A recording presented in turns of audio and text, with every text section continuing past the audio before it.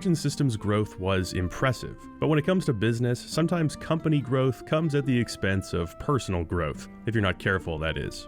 Richard Garriott had become so fixated on his work, he'd neglected to realize that much around him was changing. Gone were the days of the lone student programming Ultima alone in his bedroom after school. He was now responsible for employees, yet he still worked like a man beholden only to himself, arriving whenever he wanted, working his own hours, and messing around with programming experiments that had little to do with the company's goals. The employees of Origin were lacking guidance. Robert, who was focused on building the business and keeping it afloat, was becoming frustrated with his brother's unstructured lifestyle. The problem with being creative for a living is that creativity and business are forced into a symbiotic relationship while also being at odds with each other often. Creativity wasn't a switch that Richard could just flip on. His weird hours and late nights were conducive to his own chaotic methods, but they made him extremely difficult to work with. Robert didn't understand why Richard couldn't just punch in at 9 AM, and Richard didn't understand why that mattered, just so long as the games were finished. Tensions in the office reached a boiling point when Richard and Robert got into a disagreement over who owned a pencil. Not a nice fancy pencil, mind you, a number 2 pencil. This disagreement became an argument, and the argument became a physical altercation. The brothers began shoving and grappling with each other before ending up on Robert's desk in a no-holds-barred battle royale. They looked down at the desk, then at each other. The pencil broke. Sometimes life is about compromise. Moving forward, Origin would allow some of their employees to work traditional hours and others to come in late for the graveyard shift. This was a symptom of a larger mitosis Origin was undergoing. The company had originally moved from Houston to North Andover so that Robert could stay with his wife, whose work was located in the small town. Richard was quietly holding out hope that she'd be able to request a transfer back to Texas, and Robert was quietly hoping that Richard would come to love New England and decide to stay. Neither of these things happened. The longer Origin stayed in Massachusetts, the less likely a return to Texas became. Much of its workforce was now comprised of North Andover natives, with a small handful of employees representing the original Houston crew. This led to further disagreements between the brothers and discontent among the Texas employees who just wanted to go home. It was then, like the number 2 pencil, that Origin was split in twain. Robert, handling the business end, would remain in North Andover along with porting and marketing teams. Richard and the lion's share of the developers would return to Texas, this time Austin, in 1987. It was around this time that Origin released a game called 2400 AD, which, like Car Wars, was designed and programmed entirely by Chuckles. Unlike Car Wars, however, the game was critically panned and sold very poorly. The game takes place on planet XK-120 during a dystopian future in which a robotic entity known as the Zorgs have enslaved humanity. It features a conversation system not dissimilar from Ultima IV, but greatly simplified. There were some interesting ideas at work, namely placing the player in the shoes of someone who's actively working against the powers that be. This involved finessing certain NPCs and engaging in rudimentary stealth. The game's graphics were unimpressive at the time of release, and the mechanics, which seemed to promise a satisfying and complex RPG, are mostly superfluous. In spite of the cold reception, preliminary work began on both a sequel and a port for the Commodore 64 computer. With their hands tied on multiple concurrent projects, Origin would need to hire new blood. During this time, a 20-year-old game developer named John Romero drove from Sacramento to San Francisco's Apple Fest. He planned on handing out copies of his self-programmed games in hopes of scoring a job with which to support his young family. Once there, he'd approach a booth that represented all of his hopes and dreams, the Origin Systems kiosk. Games were John's life, making them and playing them. Of the many games he'd lost hundreds of hours to, few left an impact quite like Ultima. Richard Garriott by this point was well known among CRPG fanatics and amateur game devs alike. Romero's dream to work alongside Lord British, well, it was far from unique, but John was determined and confident, perhaps to a fault. At Origin's booth, and without permission, he removed the Ultima I disc from their display computer and exchanged it with a game of his own, Lethal Labyrinth. The nerve of this kid! But I'll be damned, he made this himself? A lot of enthusiastic programmers could cobble together their own games, but what made Lethal Labyrinth special was its double high-res graphics mode. This displayed the game in greater color and detail than was standard at the time. Origin's spokesperson asked John if he was up to the task of porting 2400 AD to Commodore 64 computers. Romero, who had never worked with a Commodore 64 in his life and was therefore most assuredly not up to the task, told them that he was up to the task. They shook hands, he read Commodore 64 textbooks like his life depended on it, and within a month he was on his way to the New England branch of Origin. John, despite his youth, left a very positive impression on his co-workers. He was obsessively well-versed in coding and made a number of shrewd suggestions that boosted the company's productivity. Unfortunately, 2400 AD, suffering from underwhelming sales, had its Commodore 64 port canned. While little trace of this version exists, I just have to mention its soundtrack composed by Jeroen Tel. You can find it online and it is fantastic.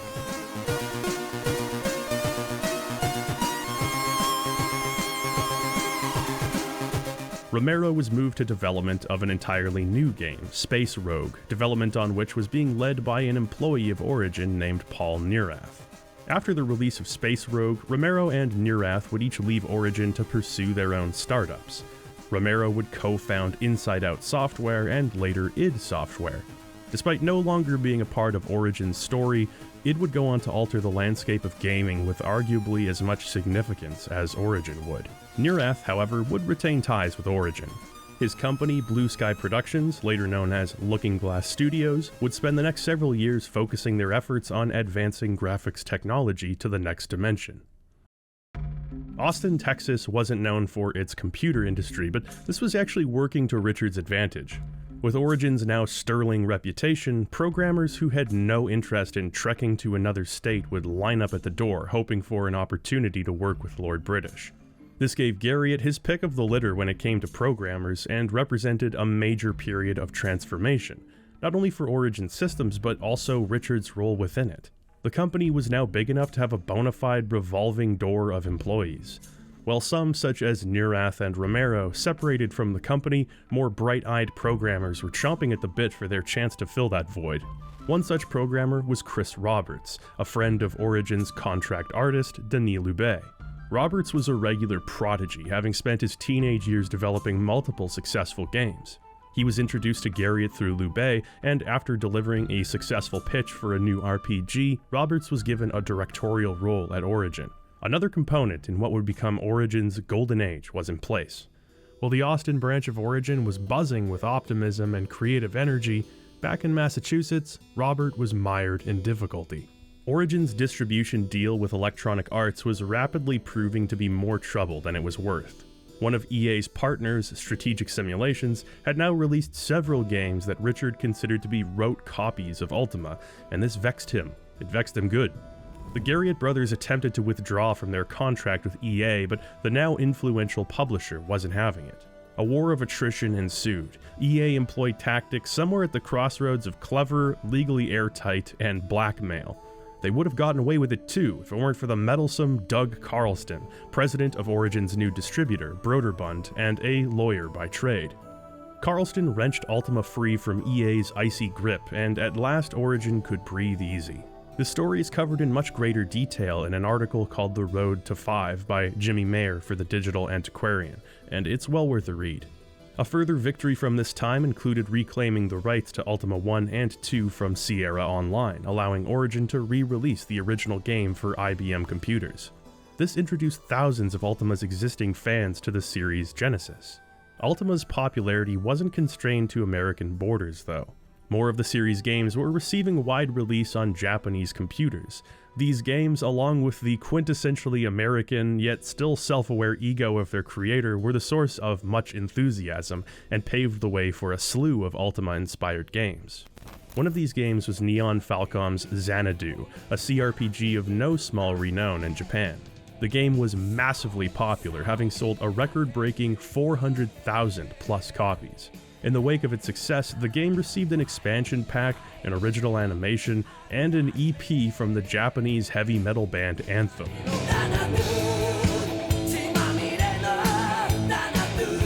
Japan took their marketing seriously. Capitalizing on their success, Falcom approached Origin Systems regarding a distribution deal. If Origin could port and translate Xanadu for a Western audience, Falcom would do the same for Ultima in Japan. The Garriott brothers flew to Japan and visited Falcom, prepared to see a demonstration of Xanadu in action. During the presentation, the player wandered into a shop. Richard found the image of the shopkeeper strikingly similar to a piece of art Denis Loubet had produced for Ultima III's manual.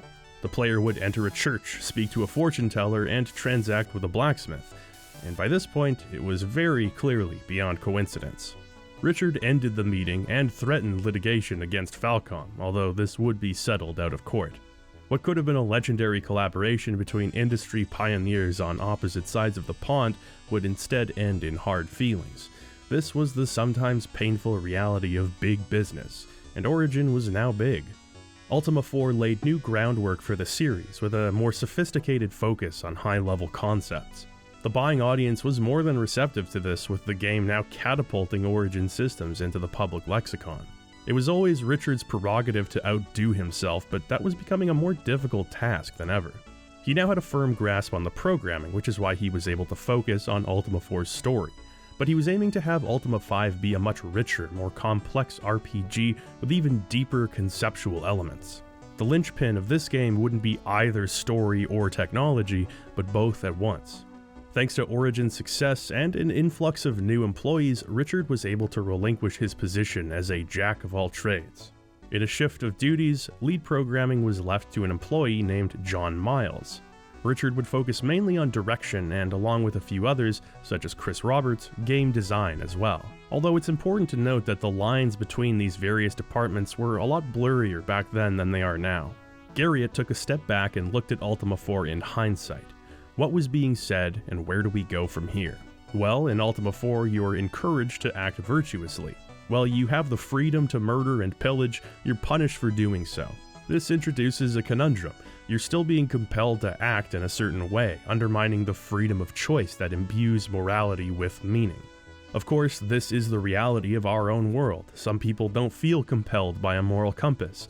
While some will act on that, most people will keep in accordance with societal morals for fear of ostracization, and perhaps more importantly, to stay on the right side of the law. Ultima IV was a tranquil, almost naively optimistic experience.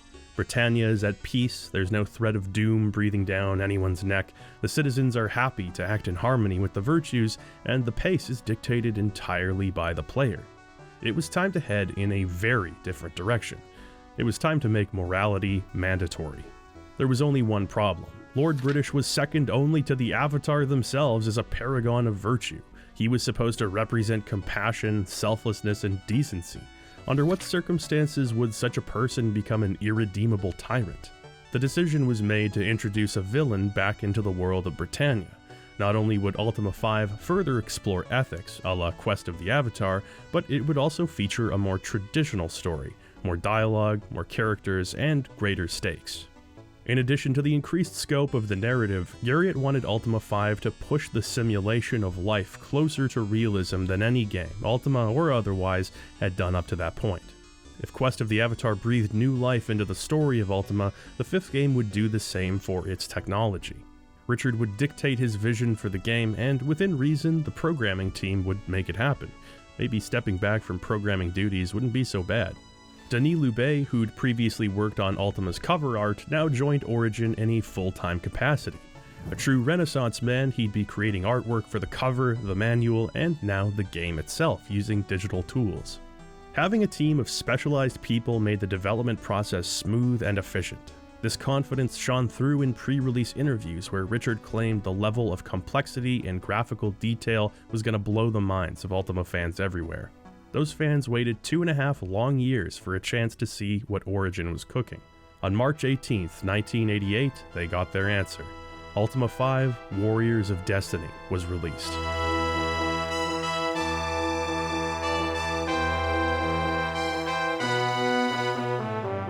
By this point, the Apple II was over 10 years old. Even its best hardware configurations were struggling to keep pace with other computer systems.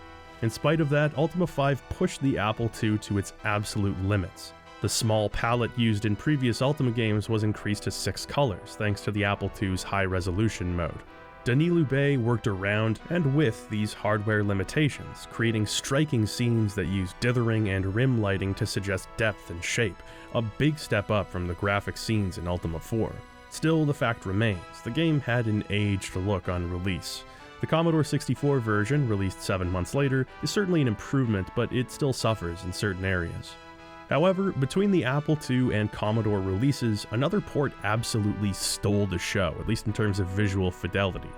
The IBM PC port running on MS-DOS is a stunning upgrade, featuring 16-color graphics. Its only real downside is that it didn't feature music on release. This can be rectified with the Ultima V upgrade patch, which allows for music playback. So, as is tradition, it's the IBM version for us. Like Ultima IV, Warriors of Destiny's game box comes packed with some nice feelies.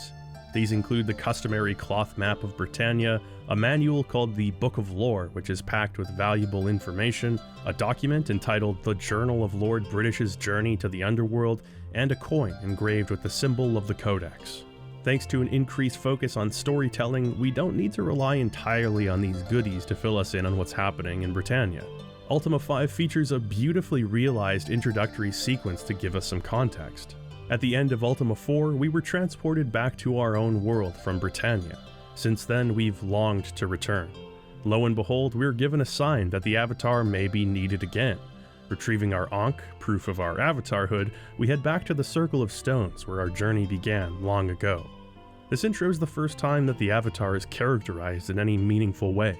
The ending of Ultima IV was meant to be triumphant. We come back to our world after having learned the meaning of virtue to live out the rest of our days at peace. But it turns out the Avatar hasn't been at peace at all. He's been longing to return. He spent hours every day waiting for a sign that he'd once again be needed. After all, he misses his compatriots. Britannia is the only place where he ever felt needed. Hope for a homecoming slowly turns to sadness and acceptance as no portal appears, until it does. Stepping through the portal, the Avatar returns to Britannia on a dark and cloudy night. What should be a triumphant moment is spoiled by an atmosphere of malevolence. Cutting through the haze of darkness, a friendly face appears in the form of Shamino, the Avatar's ranger compatriot from the previous game. Before the two can catch up, 3 imposing, hooded figures appear and fire a beam of energy into Shamino's chest, incapacitating him. Just then, the amulet glows a bright blue, striking fear into the Shadowlords who withdraw into the blackness of night. Helping Shamino move through the forest, you arrive at the homestead of Iolo the Bard, whose groovy tunes are known far and wide. While mending Shamino back to health, Iolo informs us of Britannia's current situation. After the Avatar found the Codex, Lord British and his Council of Wizards decided to shut close the dungeons of Britannia, hoping to seal the evil within. He also asked that the wizards use their magic to unearth the Codex of Ultimate Wisdom from its resting place in the Abyss. The magic required to do this essentially turned the Abyss inside out, creating a mountain above ground. This also left a vast subterranean complex underground, large enough to encompass the whole of Britannia. Within a waterfall cavern, a passageway to this complex, now known as the Underworld, was found. Lord British personally rallied his most valiant guardians and servants for an expedition to the Underworld, but it did not go according to plan. The only person to return from this expedition was Ramo, personal scribe to Lord British. He recorded the details of this ill-fated odyssey. To put it simply, the king has died, or so it seems. In order to prevent pandemonium, a trusted regent of Lord British named Blackthorn temporarily took the throne. It was shortly after this that the Shadowlords appeared. These entities of unknown origin have seemingly corrupted the mind of Blackthorn, who now enforces tyranny across Britannia, using the virtues as a bludgeon for his order.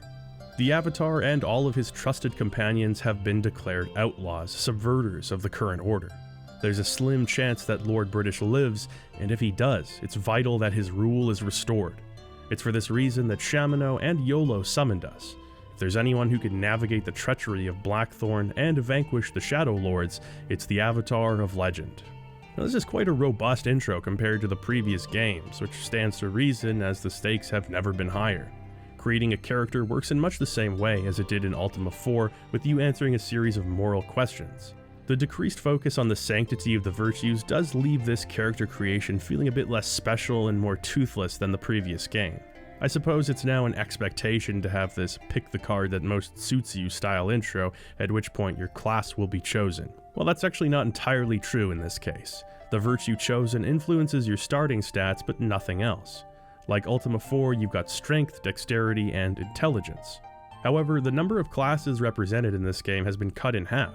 Shepherd, Tinker, Paladin, Ranger, and Druid have been consolidated into Fighter, Bard, and Mage. Well, and Avatar too, which further simplifies the class system. While some won't appreciate the lack of class freedom, it's clear that Ultima V wants to give its characters more distinct roles, something that we'll discuss more later. For now, we're dropped into YOLO's hut, and would you believe me if I told you that we're not given much by way of direction? The darkness of Ultima V is palpable from the moment you set off on your journey. The game begins in the deep forest, with almost no visibility, being accosted by monsters, and Chamino on death's door from his wound. The game gives you no quarter. This atmosphere of darkness pervades every corner of Britannia, and as a result, the game almost couldn't be more different from its predecessor. Blackthorn's rule has twisted each of the 8 virtues into an authoritarian credo. For honesty, it's "thou shalt not lie" or "thou shalt lose thy tongue." For compassion, "thou shalt help those in need," or "thou shalt suffer the same need."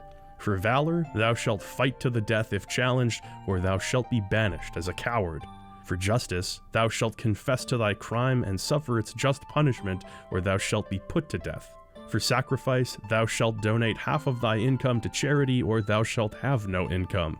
For honor, "if thou dost lose thine own honor, thou shalt take thine own life." For spirituality, "thou shalt enforce the laws of virtue," or "thou shalt die as a heretic." For humility, "thou shalt humble thyself to thy superiors," or "thou shalt suffer their wrath. On the surface, these laws appear to be a method through which Blackthorn can exert his authority over his subjects, and that's accurate, but they also exist to pose questions about the nature of virtues and morality, and moreover, not everybody sees these laws as an explicitly bad thing. The Avatar, once seen as a pinnacle of virtuousness, has been branded an outlaw. While you're doubtless the hero of the story, in the hearts and minds of many citizens, you're a villain. While you're free to visit any town in Britannia, you'll find the attitudes of the people in these towns to be rather unpredictable. The conversation system returns from Ultima IV, and it's been refined. Like before, you'll ask people their names or occupations, they'll answer and bring up other topics of interest, or even ask you a question in return.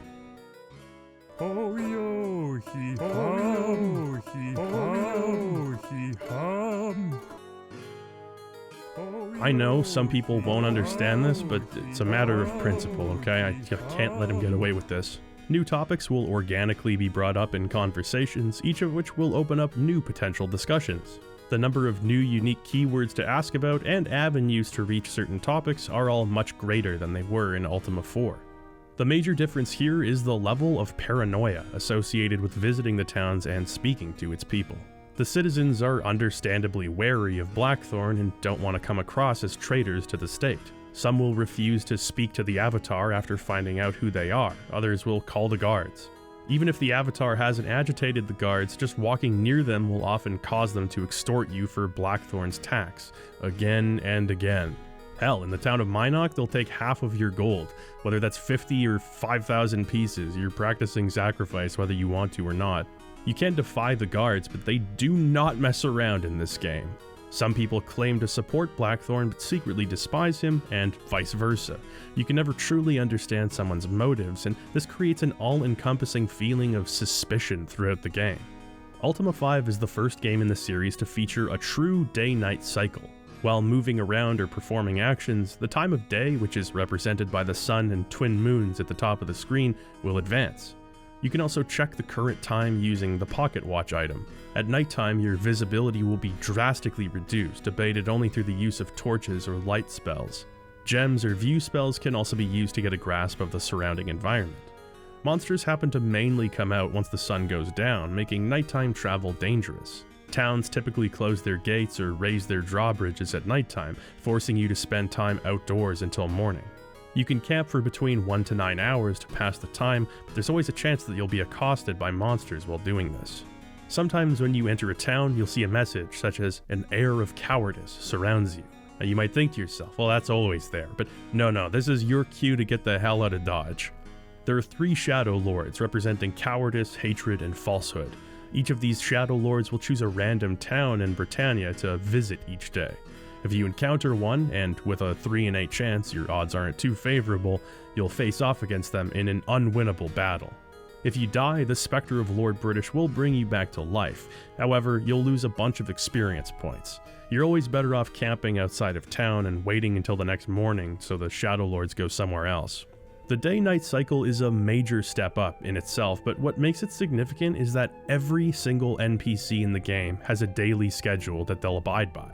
Citizens will wake up in their homes, go to work, stop for a lunch break at the tavern, go back to work, return home, eat dinner, go to bed, all like clockwork. Having all of these co-routines running parallel to each other is a truly impressive leap forward in Ultima's simulation, and something you'd never expect in a game from 1988. There is something perpetually special about seeing guards relieve each other at shift change, or being tossed out of a bed by its owner when they get sleepy. Speaking of that simulation, there are more interactions in Ultima V than you'd ever expect having played the previous games. Simple things like being able to interact with furniture, actually sitting down in a chair, eating, lying in bed, seeing yourself in a mirror, they add a ton of personality to the experience. There are a lot of additions that actually add mechanical complexity to the game as well. For instance, you can now push objects to make yourself a path in cluttered rooms. Treasure chests with traps can be disarmed with lockpicks, depending on the dexterity stat of the user. Using the number keys while sitting at a harpsichord will allow you to play it.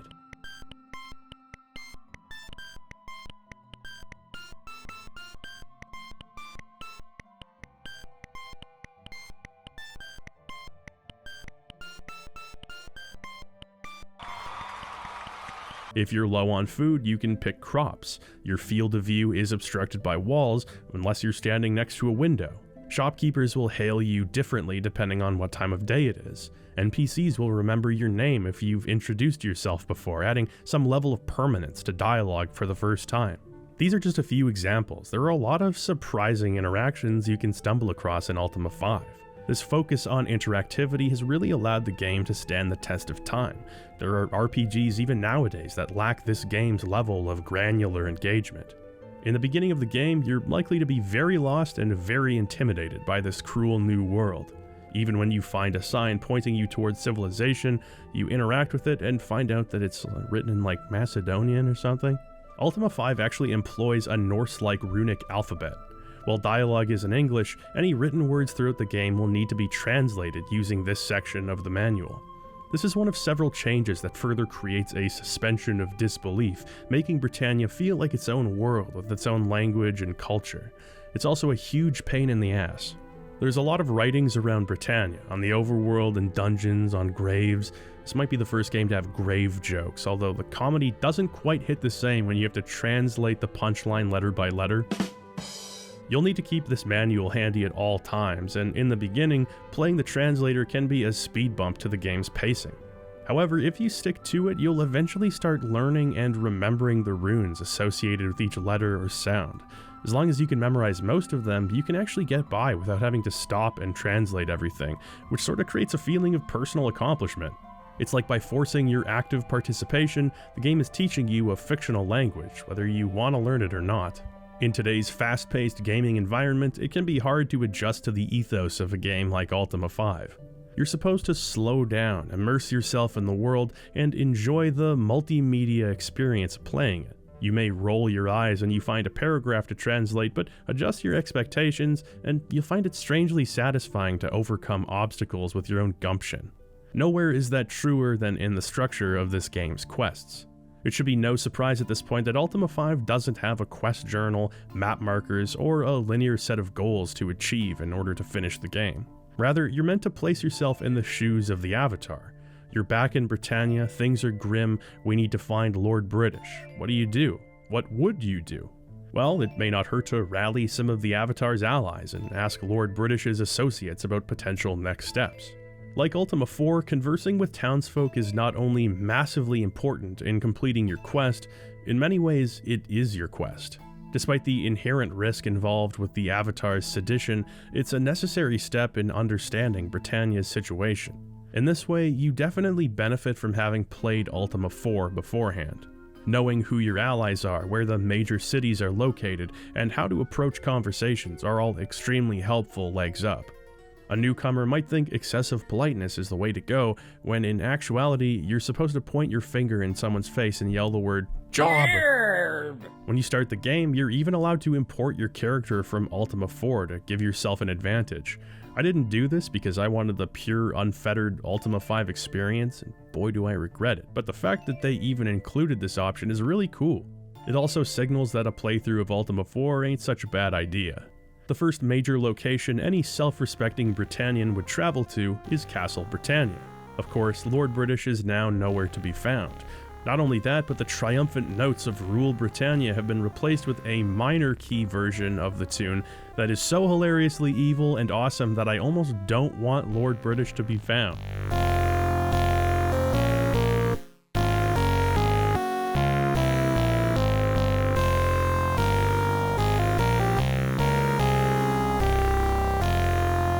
Why does this sound so great? Speaking of which, the soundtrack in Ultima V, composed once again by Ken Arnold, is fantastic. Not just fantastic for its time or fantastic for its novelty, but just plain great from a composition standpoint. From the moment you set off on your journey with the song Britannic Lands playing in the background, the game's ambience immediately falls into place. It's not your typical triumphant medieval travel music. It's pensive, solemn, and perfectly reflects the grim circumstances that face Britannia.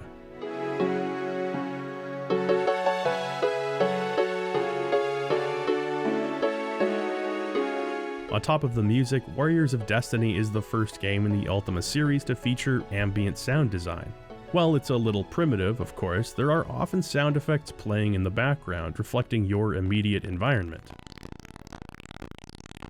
Hey, for 1988, it's convincing enough. There are plenty of great tracks in Ultima V, but of course I have to give special mention to the song Stones.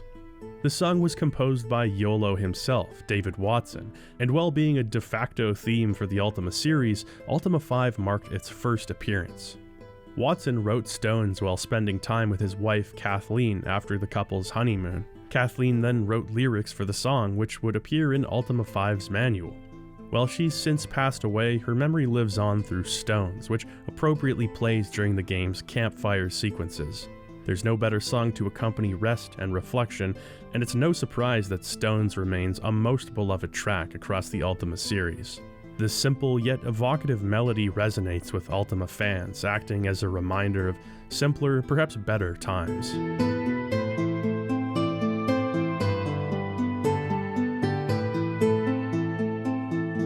Better times may come again, but only if we make them happen. That's why we must see to it that Blackthorn is deposed and Britannia is saved.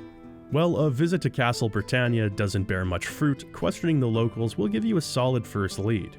Responding with the correct attitudes will result in a farmer named Terrence telling you of a resistance forming in opposition to Blackthorn. He tells you to speak to the proprietor of a store called the Arms of Justice for more info. Knowing that you is the City of Justice makes it fairly obvious where we're supposed to go next. Once you've proven yourself trustworthy, the owner of the Arms of Justice will tell you the Resistance's password, Dawn, which of course first needs to be unscrambled from Runic. We're told to find the Resistance leader named Landon. Without a further lead, I went to the dungeons of the local government building, since that's likely where a Resistance leader would end up. I didn't find him in the cells, but I did accidentally fall through a trap door. Below the building, I find the local Resistance operating right under the noses of the guards. Here I reunite with my old comrade, Jaina, and ask her to join my cause. I have to admit, she looks different than I remember. Must be a new bolo tie or something. I also find Landon, who tells me where I should go next. Now, I tell you all of these steps in detail to give you an example of how quests, if you want to call them that, operate in Ultima V. As mentioned, they're almost entirely based on navigating conversations. At a certain point, logic and deductive reasoning has to come into play. You're almost never told everything you'll need to know to progress, but you're given just enough fragments that, with a little critical thinking, you can piece together the truth for yourself. It gives Ultima V a strong adventure game flavor. If you're not paying close attention and taking extensive notes, you're gonna reach a dead end quickly. There are more avenues to success here than in Ultima IV, with multiple NPCs often sharing precious info, but there will still be times where you'll be frustratedly looking for one person who can point you in the right direction. Even if something doesn't seem important, you'll probably want to write it down just in case. Many facets of the game, such as collecting items, visiting shrines, or finding the right people to talk to, can be taken care of as early as the beginning of the game. There are almost no quest triggers or flags. This means that, as difficult as it can often be, it's far more rewarding to play through Ultima V without any kind of walkthrough. If you knew exactly where to go or what to do, much of the game's magic would be lost. This type of gameplay in which your full undivided attention is required isn't going to appeal to everyone. This is still a relatively free-form game, a la Ultima IV, but there is more specificity in the Avatar's goals this time around. In that sense, Ultima V represents a crossroads, a brave new world for the series and RPGs alike. Your goals are many, and the order in which they're achieved is largely at your own discretion. But with each set of goals completed, you flow into a new, narrower set of goals until you reach your ultimate goal. It's much closer to the traditional structure that characterizes more modern CRPGs. Still, there will be many times where you need to find one single person somewhere in Britannia and ask them about a specific keyword in order to move forward. When you're dead set on simply progressing, it can be frustrating to comb through all of the towns you've already visited. Obtaining one tool needed for the journey can be a matter of speaking to someone who tells you to find someone else in another town who says they used to know a guy who knows a guy who can hook them up with the item. It can be exhausting, especially before you have access to any convenient travel methods. For information on Lord British, you're told to find Sir Simon, located west of the Spirit Wood. Having never heard of the Spirit Wood in my life, I take out my cloth map. Right, I forgot, it's all in Bulgarian. I take my handy translation chart out, and there you go, Spirit Wood. This is why Ultima V is such a satisfying game to work your own way through. You're always rewarded for persistence and outside-the-box thinking, or inside the game box thinking in this case, I guess. One aspect of Ultima IV that the fifth game does not maintain is its truly open-ended design in all facets of gameplay. Quest of the Avatar had 8 towns to visit, 8 companions to recruit, 8 virtues to master, 8 mantras to learn, 8 shrines to find, and so on. This focus on 8s in all things gave the game a particular tempo that made your current goals easily understandable. Master of 7 virtues, master 1 more. Found 3 stones, find 5 more. As long as you understood your goals in a general sense, you were set. Ultima V is quite different in that regard. For example, one critical item that you'll be needing throughout the game is the grappling hook. Until you find the grappling hook, you simply can't progress in many areas of the game. So following lead upon lead, we finally get our grappling hook. This opens up several of the game's goals, albeit not necessarily in the player's preferred order. To understand our goals, we head west of Spiritwood to a seemingly empty island. As it turns out, so long as you have the grappling hook, you can press the K key to climb to traverse smaller mountaintops. My poor party is so uncoordinated. Though to be fair, you try swinging on a grappling hook with 6 other people. Shit's crowded. At long last, we reach the guard tower of Border March. One new addition to Britannia are the numerous keeps and lighthouses located on islands around the world. These are often directly connected to quest-necessary characters, and some have blacksmiths or item shops that sell rare goods. In Border March, we find Sir Simon, who tells us that we must recover the crown jewels of Lord British, his crown, sceptre, and amulet. These have been taken by the Shadowlords, and whether or not Lord British lives, it's critical that these magical artifacts are retrieved. In order to set off on our quest, we'll first need to become a force to be reckoned with. Sorry, Katrina, no shepherds allowed. Unlike the standard 8 party members we could recruit in Ultima IV, Warriors of Destiny features 16 different characters. Yet you have 2 less slots, capping at only 6 active party members. You've greater freedom of choice in your party composition, but those choices need to be made more carefully. You'll begin the game with Yolo and Shamino, who summoned the Avatar. From there, you can join up with familiar faces such as Sentry, Dupre, and Jaina, or find new recruits such as Toshi and Seduj. You know, there's something about this Seduj guy that rubs me the wrong way. There's just something backwards about him, like his sense of morality is reversed. If you recruit Seduj, he'll attack your party at the first given opportunity. You can kill him, but his body will be trapped in your party roster permanently, well, short of using exploits. You can usually store currently unused party members at an inn, but for some reason or another, they don't want Seduj's carcass.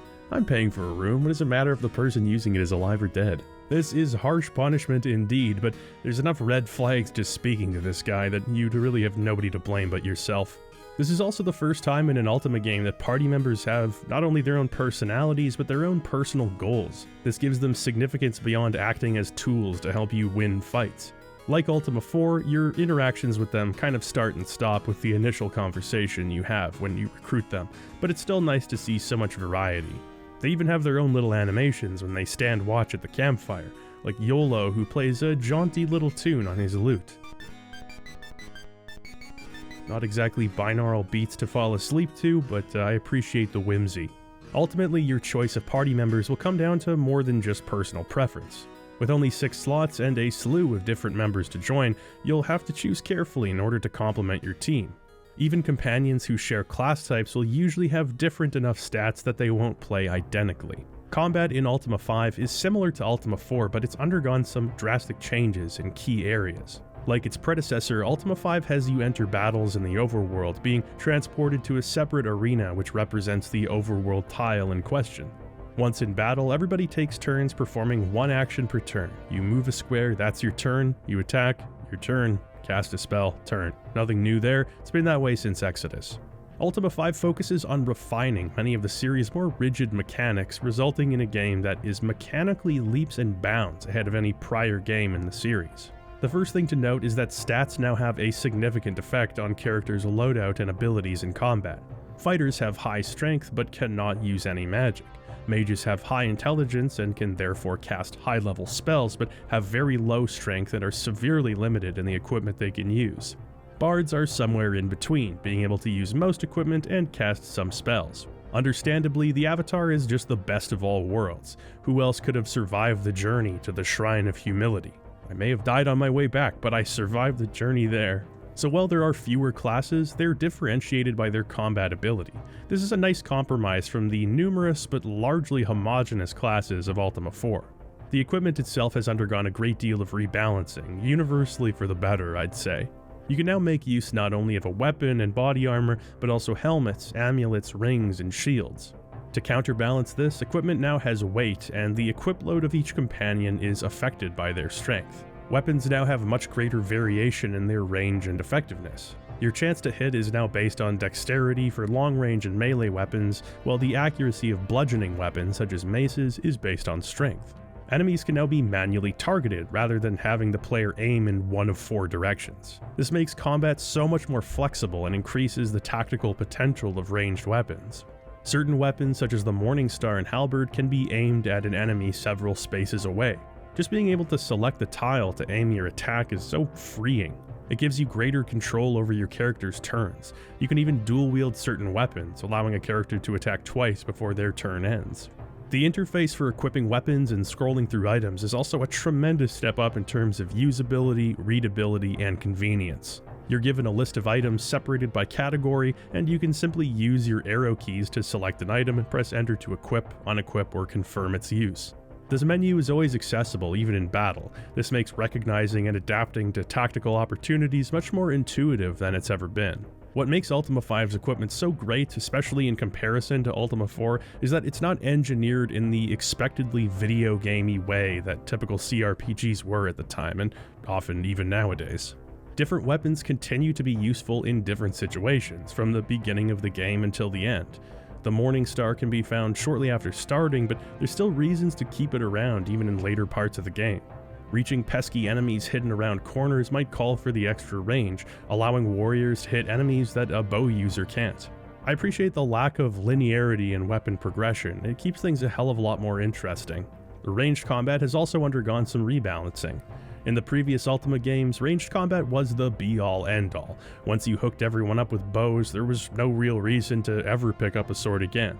This is not the case in the 5th game, which directly addresses the overpoweredness of the bow.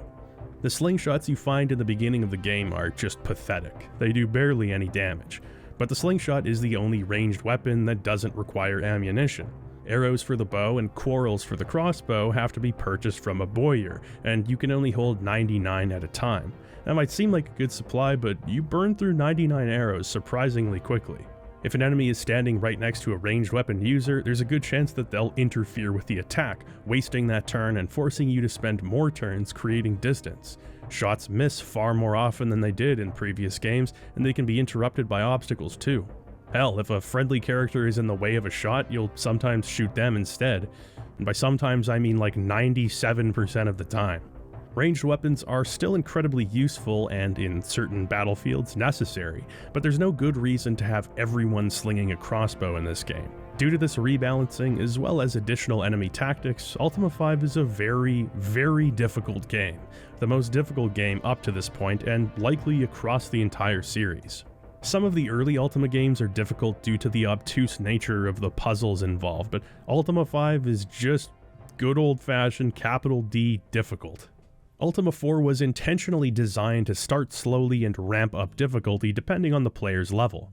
Warriors of Destiny affords you no such luxury, having you face off against deadly foes from the very beginning. Dungeon rooms, as we'll discuss shortly, are far more brutal, bordering on cruel sometimes. No matter how well a fight is going, enemy tactics will often instantly turn the tide of a fight. Demons and wisps can possess your own party members. If you don't have a mage and a high-level charm spell ready to be cast, prepare to meet your maker. Level ups are still a factor, and though they don't change your stats significantly, they're more necessary than ever. After acquiring enough experience points, resting at a campsite will occasionally trigger a scene in which the spirit of Lord British arrives, granting party members level ups. You'll need every drop of HP and stat gain you can get your hands on, and leveling up is slow going in Ultima V. There are some things you can do to make it marginally faster, such as wandering back and forth over a troll bridge repeatedly until the troll challenges you to a fight, and rinse and repeat. But for the most part, we're talking about single-digit experience points from almost every enemy in the game, and it takes 6,400 experience points to reach the level cap of 8. It's not mandatory to hit the cap, but it's highly recommended. If a character dies, they'll lose a heap of experience points too, so it's important to keep everybody's health up at all times. Thankfully, Ultima V does add some tools which give your party members greater adaptability. For the first time, you can find potions and scrolls, which come with a number of different magical effects. Scrolls allow for even non-magical characters to cast spells like Light and Resurrect, while potions will replenish your HP or turn you into a rat. This is tremendous news for anyone who's ever been in combat and thought to themselves, I wish my party members were rats right now. I got off to a rocky start and ended up beginning a new game, which is sort of the blessing and the curse of Ultima's unorthodox leveling system. You remain at a lower level for such a long time that restarting isn't a huge deal. However, that also means it takes a hell of a lot of time to build yourself up. In the meantime, enemies will thoroughly thrash you. Magic in Ultima V is extremely useful, giving you a wide variety of spells with more situational uses than ever before. The reagent system from Ultima IV returns, requiring you to find ingredients and mix spells before casting them. Thankfully, this interface has also been improved, allowing you to mix multiple spells at once. While Ultima V doesn't contain its own dedicated spellbook, the Book of Lore gives you a full list of spells and the reagents you'll need to cast them. Each spell exists in its own circle, from 1st circle to 8th circle, and casting a spell from any given circle requires your mage to be at the associated level of that circle. This means that in order to cast some of the truly godlike spells, you'll need to spend time having mages grind for levels as well. Even 1st circle spells like Cure Poison and Heal are incredibly useful though, which arguably makes mages the MVPs of your party. Spell names, however, are once again victims of Ultima's increasingly ambitious lore. Now, all magic names are a combination of various root words derived from Latin. For example, An means negate and Nox means poison, so casting the spell An Nox will cure poison. Insanct Grave means create protection energy, so casting it makes a field of protection in a place of the mage's choosing. It's actually a really cool idea, though while it seems like a modular concept, it's functionally identical to the previous Ultima magic systems. The only real problem is that remembering the names of these spells in combat, like learning the written language of Britannia, is a huge pain in the ass. The Ultima games always come with a player reference card, which you can prop up by your computer. These cards have a list of keyboard commands and various other in-game tips that you'd want accessible. There was a great opportunity to have a spell list here, but unfortunately, 'twas not the decree of Lord British. This means that you'll actually want to memorize those root words, even if you can't remember specific spells. You can sort of logic your way through them. Trying to put an enemy to sleep? In-Zu means create sleep, so there you go. It's only once you reach the 7th or 8th circle spells where you really feel like you're in control of battle though. Charm allows you to take control of possessed allies, Resurrect lets you bring back your fallen comrades, and spells like Cone of Energy and Flame Wind just decimate enemies. If the goal is to make you feel like a pathetic wiener in the beginning and a powerful wizard by the end, then Ultima V succeeds indeed. There is still a bit of a meta for most combat encounters, and that's the Magic Axe. This weapon can be equipped by every single class type, deals respectable damage, and flies across almost the entire map before returning to its user. It's just not practical to rely so heavily on expensive spells, rare scrolls, and bows with a limited supply of arrows. You'll definitely want to snag some magic axes for your crew as soon as possible. While relying on them does make the combat less interesting, by a certain point in Ultima V, you kinda just want to make it through alive. Aside from combat, what you'll be spending the bulk of your time doing in Ultima V is exploring, and the game shines here. This is the first time in the Ultima series that a sequel exists in the same map as its predecessor, and it seems like Britannia is here to stay. While the layout is different in a number of ways, the overworld map itself is almost identical to Ultima IV. Trinsic, Moonglow, Jalome, they're all here, right where you left them. The internal layouts of the towns have undergone quite a few changes. Many of these places are almost unrecognizable. Moving in a less abstract direction, the game's world now has homes for NPCs to sleep in and businesses for them to work at. Rather than being a single city outside of Castle Britannia, Britain is now represented by 3 boroughs. Even though they, and the towns in general, are quite small, the scale feels bigger. Each house is explorable. You can interact with shelves, crates, and chests, occasionally finding items. Pushing on hidden walls can open secret doors, and passageways behind fireplaces can lead to Thieves' Guild shops, now hidden with extreme caution due to the draconian laws being imposed. Towns now also feature multiple levels. You and NPCs can travel up and down stairways and ladders to reach different floors, giving you a new view of your surroundings and access to exponentially more real estate. Actually reaching these different towns is similar to Ultima IV. You can travel to quite a few cities by land, but at a certain point you'll have to rely on moongates or sea travel.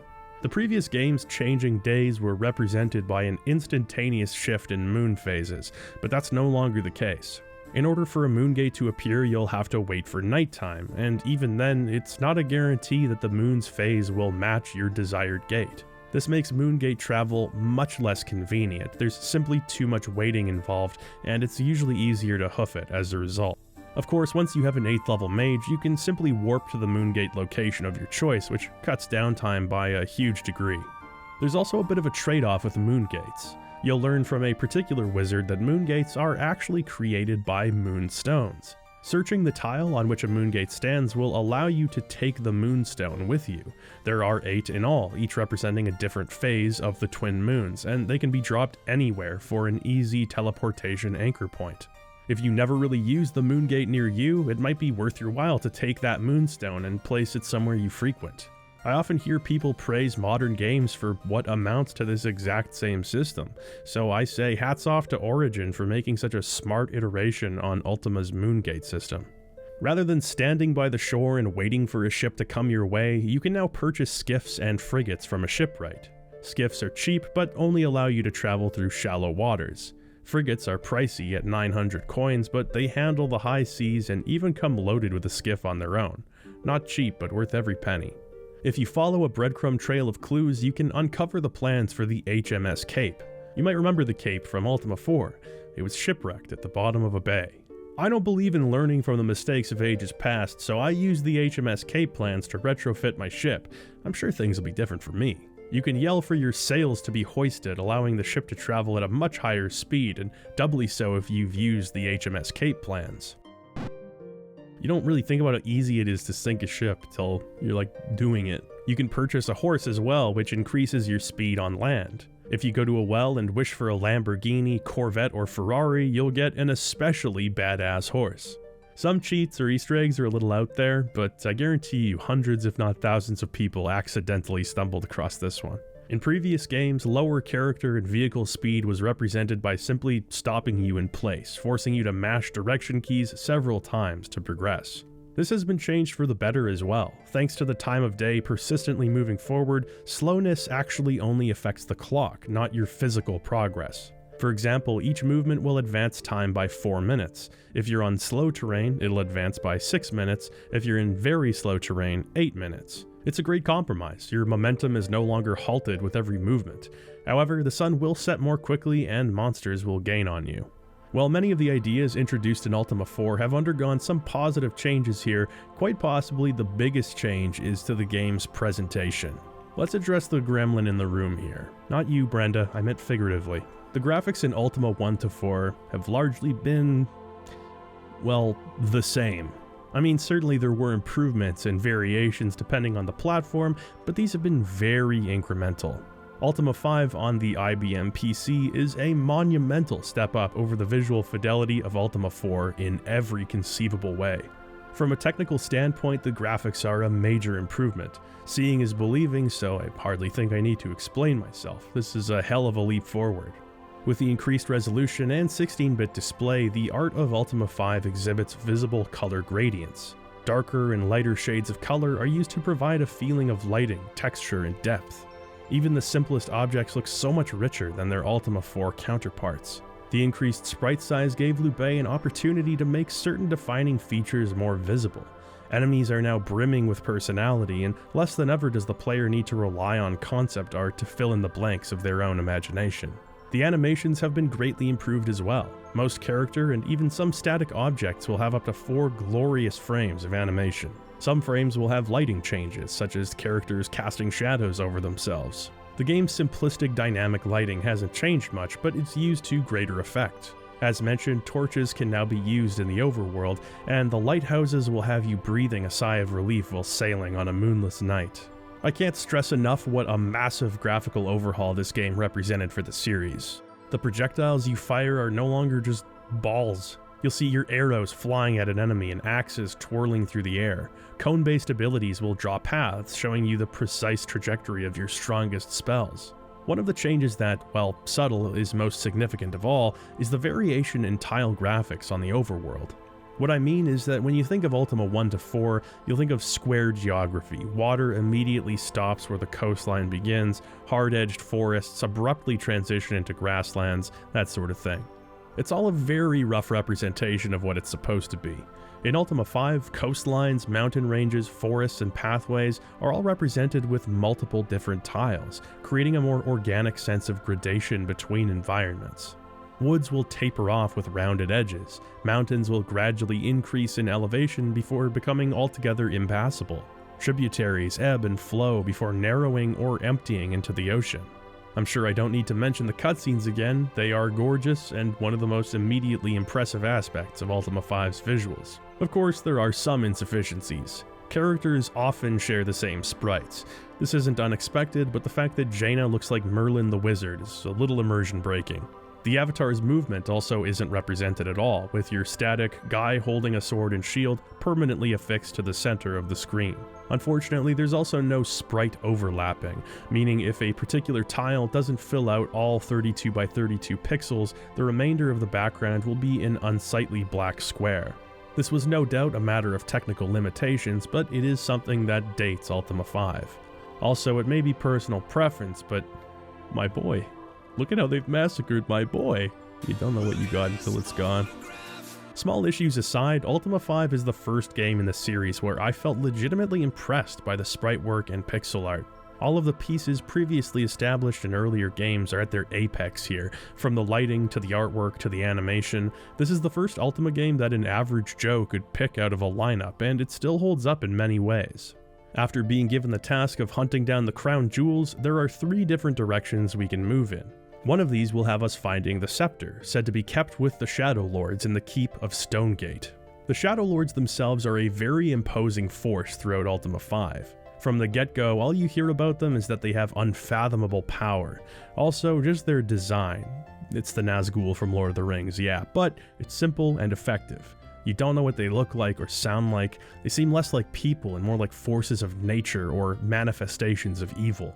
Even if you aren't confronted by a Shadowlord in town, their mere presence will cause townsfolk to act in a discordant manner. People will attack you, steal from you, and shopkeepers will lie and overcharge you for basic amenities. If you make contact with a Shadowlord, you're sent to a whole other dimension. Your weapons and abilities can't damage the Shadowlord. Your party is systematically separated and killed, one after another. There's almost nothing more groan-inducing than spending the day traveling to a town, finally arriving, entering, and an air of hatred doth surround thee. Guess we're roasting marshmallows around the fire while YOLO plays his stupid song. Sorry guys, Shadowlord's influence. While mounting a full-on assault against Stonegate sounds like a bad idea, leads aren't exactly plentiful, and we need that scepter. Even the journey there is quite arduous. When people give you directions in this game, you just have to operate on faith that they're accurate. After spending a while grappling through the mountains, you'll eventually find Stonegate. Before entering, you'll come across a demon guarding the door, demons being the foot soldiers of the Shadowlords. By the way, Lord British is such a staunch practitioner of the Codex that he literally converted a demon to the path of virtue. D&D goals for any paladin. Anyway, this demon poses a riddle. What is tall as a house, round as a cup, and all the king's horses can't draw it up?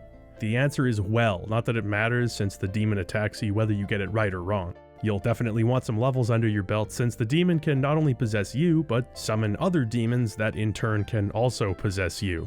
Your whole party will just start kicking each other's ass. I'm not even touching the controls right now.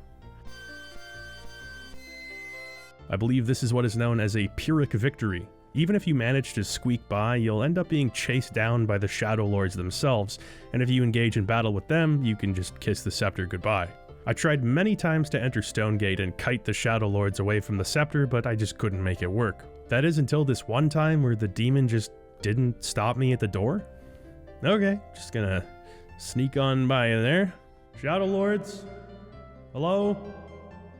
I'm taking back the Sceptre of Lord British and absconding from Stonegate. You better come out and stop me. Well then, don't mind if I do.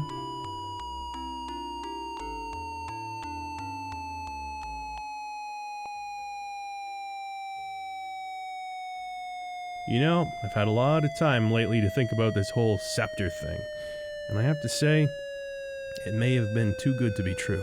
Finding the crown is another matter altogether, and it ends up being one of the most compelling objectives in the game. The crown is located in Blackthorn's palace. You want to know how evil Blackthorn is? He built his palace on top of Mondane's grave. Mondane, that guy who is so evil that holding up his skull kills everyone on the planet. Blackthorn's palace is totally impenetrable at present, so developing an approach is a matter of information gathering. We've talked a little about morals and how Ultima V takes the virtues and interprets them in as destructive a way as possible. What's interesting is that even we, the Avatar, must subvert some of the virtues in the name of the greater good. Due to the day-night cycle and clock, many people, including often members of the Resistance, can only be contacted in the dead of night or specific times of day. This can make clue hunting frustrating, as on top of needing to pursue dialogue clue after dialogue clue around the world, you'll often need to wait around for the right time of day to follow up on your latest lead. Still, there is something incredibly novel about all this. You'll arrange meetings, use call signs, skulk around at dusk, avoid guards, and lie about your identity. It all elevates this feeling that you're participating in a clandestine operation. In doing what we see as the right thing, we've become an enemy of the law and many of the people. It almost couldn't be more different than its predecessor. You don't feel particularly heroic or even virtuous under the circumstances, yet it totally works. In this markedly darker Britannia, both literally and figuratively darker, our belief in the virtues is no longer lip service. We're called to show true courage, valor, and sacrifice in the face of a society that gorges itself on moral superiority.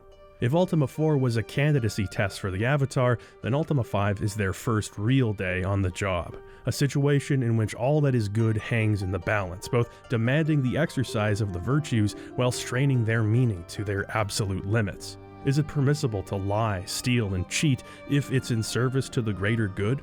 If rendering unto Blackthorn what is his means spitting on the Codex with the same mouth that duplicitously venerates it, then yours is no longer to operate within the bounds of law.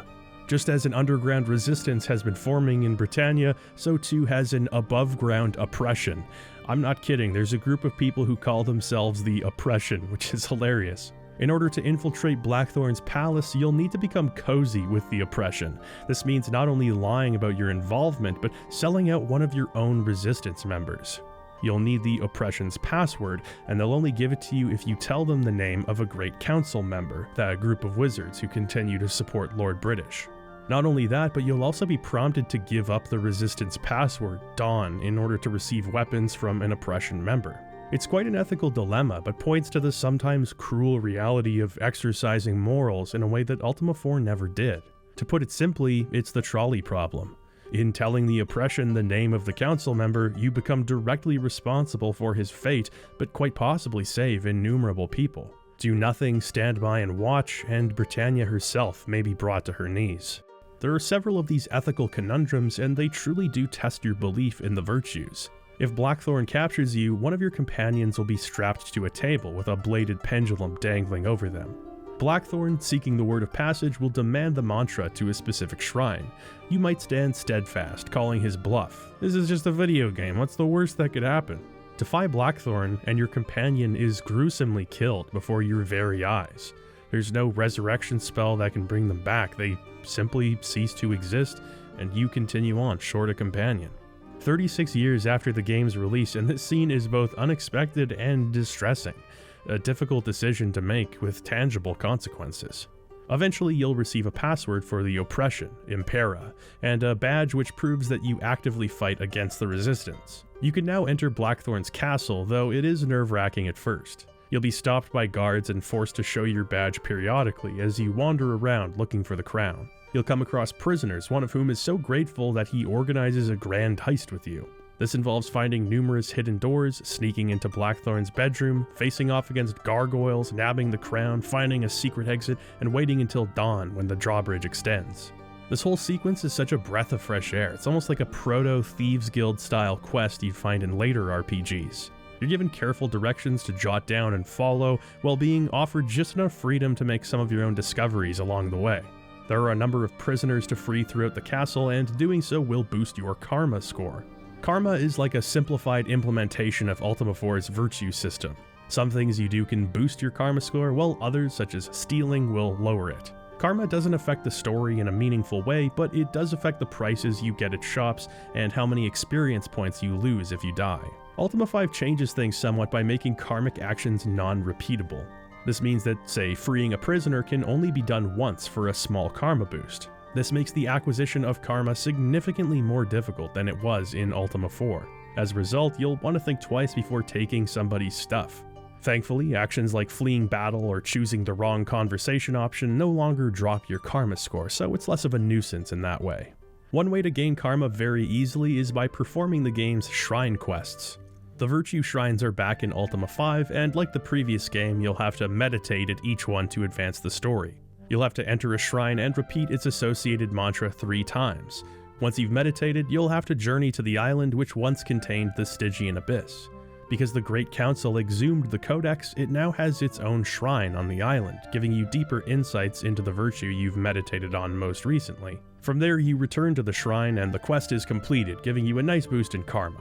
It's the one objective in Ultima V that's about as straightforward as it gets, and it's less interesting as a result. I do appreciate that the mantras and shrine locations have stayed the same since Ultima IV. If you took notes in the previous game, you'll know exactly where to go and what mantra to use without having to hunt all of this information down for a second time. Oh, enough with the raven and his caw already, it's been years, can't you people think of a better nursery rhyme? Anyway, the shrine quests are incredibly straightforward, but you do glean some more insights from the Codex itself, which is interesting. Many of the moral observations made in Ultima IV started and stopped with phrases like, "Never care so much for thyself that thou cannot care for others." It's certainly not a valueless ideal, and it's always good to have a reminder, but it's somewhat elementary if you're playing through the game as an adult.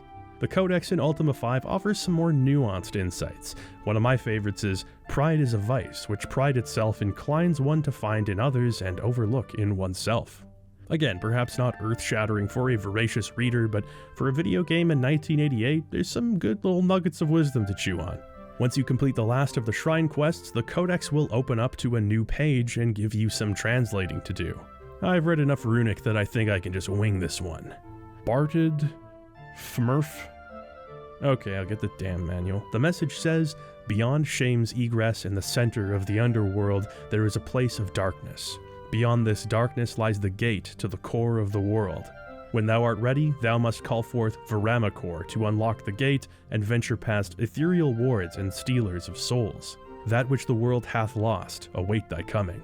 Seems relevant, Viramachor being the word of passage that unearthed the Codex in the first place. This also points us to our next main objective, not necessarily the center of the underworld, which we're not ready for, but the underworld itself. It's here where we'll supposedly find the last of the crown jewels, the amulet of Lord British. But first, let's pay the King's Room a visit in case there's any evidence we've overlooked. We wait for a guard's shift change, then sneak on in. Seems like a standard kingly room. Let's wipe our feet off on the carpet here. The magic carpet! Yoink. The magic carpet is probably the single most useful new item in Ultima V. With it, you can traverse normally hostile or impassable terrain like swamps, shallow water, and hills. Deep water and lava are a no-go though. I could show you the world. Ah, fuck. In spite of that, it's still the most convenient method of transportation in the game. You just pull it out of your inventory when you need it and stash it back when you're done. Even if you lose it or forget to pick it back up, it respawns in the royal bedroom, which is a degree of generosity I have not come to expect from this game. There's one more secret item to snag from the bedroom, but it takes some snooping to know what it is. As mentioned, Ultima V has some playable harpsichords, one of which is in the bedroom here. In one of the various keeps around Britannia, you'll find Sir Kenneth, a musician who bears a striking resemblance to Ken Arnold, composer for the Ultima games. He tells you to crack open the Book of Lore and turn to the music section, then helps transcribe the note chart to something more playable in-game. Playing this song, which is of course Stones, will unlock a secret door in the bedroom where you find an unremarkable sandalwood box. Might not seem like much use, but the item is actually vital in completing the game. This makes the entire harpsichord section both a fun little addition to the game and a method of copy protection, since you need the manual to figure it out. With that, it's time to find the amulet. Having never been to the Underworld, we have no idea what to expect or even how to get there. This is where the box inserts come in handy. If you'll recall, one of the goodies included with Ultima V is the Journal of Lord British's Journey to the Underworld. This document is written in an organic way which really just comes across as world-building text. The thing is, it's actually a set of instructions for the player. The amulet lies where the entourage of Lord British fell, so that's exactly where we'll be going. At dawn we set off on our skiff down the river Maelstrom east of Spiritwood. Before the falls we paused to remember the brave men who discovered this entrance into the Underworld. Then we cast off and repeat their plunge into the lightless underground waterway.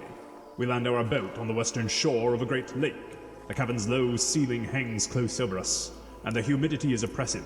Arianis and Garachi erect a wooden sign commemorating our expedition. Found the wooden sign here, so I guess we're on the right track. The rest of us repair the damage to our skiff, inflicted by the subterranean rapids that carried us here. The river slows as we arrive at another fork. We continue north, hugging the water-hewn stone wall to our right. As the river swings back to the southwest, we hear the sound of approaching waterfalls. Quickly we land the boat on the southern shore. I absolutely love this section.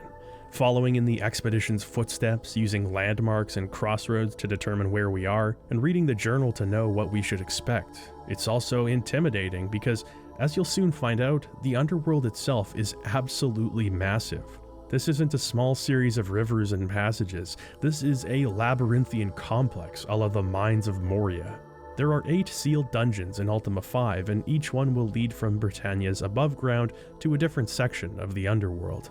The Spiritwood waterfall is the exception, leading to the Underworld without having to contend with a dungeon first. This particular section is full of winding rivers, mountain paths that loop around on themselves, and dead ends. It's certainly not impossible to find your way around if you get lost, especially since you can use gems outside of dungeons as a local map now. But it can be dangerous nonetheless. What makes it especially tough is that the Underworld is blanketed in perpetual darkness. You don't see the time of day down here because, well, you wouldn't know for one thing, and more importantly, it doesn't even really matter. For all intents and purposes, it's night. Torches and light spells are your best friend here, or the even lighter Great Light spell, which is pretty great. Enemies are plentiful, blocking your way through these narrow passages and assaulting you by the dozen, no shame in running away. Even when you find solid ground, it's almost always a field of poison or something. Thankfully, we have our handy-dandy magic carpet, but the Underworld is still brutal. It's also an impressive place too. It wouldn't quite be accurate to say that it doubles the size of Britannia, but it is a significant chunk of new game world nonetheless. What makes it truly special is that it's totally unexpected. One of my favorite things in an RPG is when you reach a certain point and realize that there's a whole new world map to explore. It's like a little treat, you know? It immediately broadens the game's horizons and creates a new echelon of potential challenges and discoveries. If you closely follow the expedition journal, you'll eventually come across the site where most of the soldiers were slaughtered by winged creatures and wraiths. The few that survived the initial attack never managed to finish burying their comrades because a second wave of monsters soon arrived, killing them too.